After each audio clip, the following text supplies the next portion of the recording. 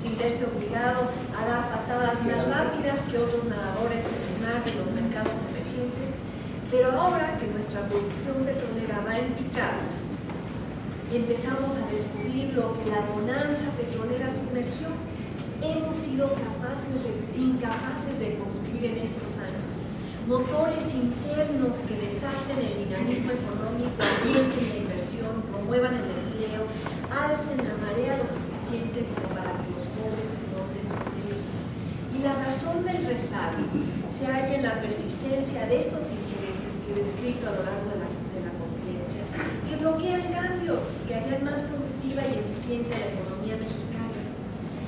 Imagínense tiburones hambrientos acostumbrados a vivir de las rentas petroleras, del gasto público, de la extracción a los consumidores, de las concesiones de bienes públicos.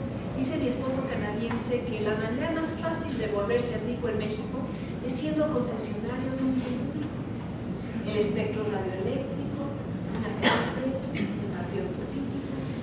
Pero es precisamente este modelo lo que ahonda la distancia entre México y los demás, revelando un país que necesita remodelarse con urgencia, transformarse con rapidez, bajarse el traje de baño y empezar a nadar de pecho, como lo ha hecho Colombia al promover la reelección legislativa y la rendición de cuentas, nadar de mariposa, como lo ha hecho Malasia al convertir la construcción de infraestructura en la primera prioridad, nadar de crawl, como lo ha hecho Brasil, la economía más pujante de la región, por su capacidad de atraer la inversión extranjera, porque no tiene una economía con esta forma.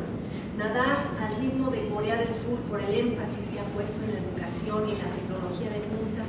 Y lo que México ya no puede seguir haciendo es seguir flotando, seguir perdiendo el tiempo, seguir ignorando su desnudez, seguir pensando que no es necesario replantear los fundamentos de su economía y volver al triángulo rojo, porque la marea ya bajó y está atrapando al país sin traje, pero tan solo en este año con 5 millones de pobres más. La pregunta es, ¿qué hacer?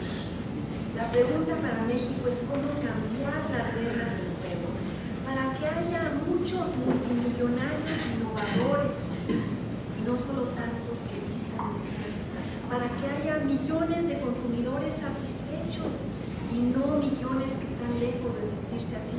¿Se sienten ustedes muy satisfechos con los servicios públicos y privados que reciben, como el de Aeroméxico?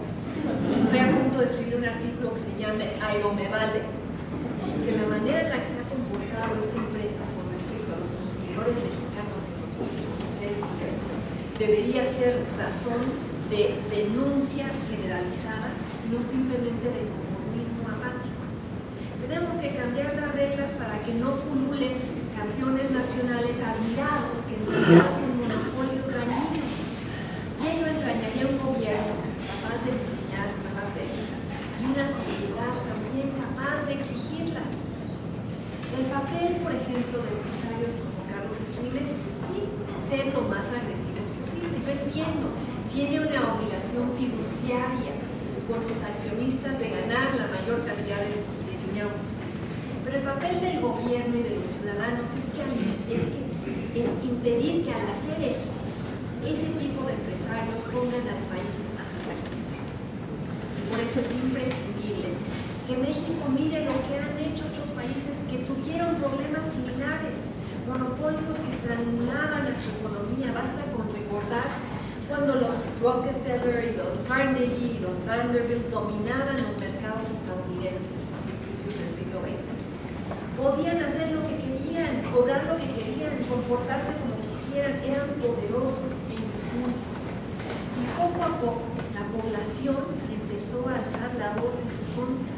El poder incontenible de los grandes consorcios motivó un movimiento progresista desde abajo, eventualmente liderado por Theodore Roosevelt, quien vociferaba: los amos del gobierno de Estados Unidos son los capitalistas. Clamaba: el gobierno se ha convertido en el hijo adoptivo de los intereses americanos. Palabras que resuenan en México hoy, ¿no?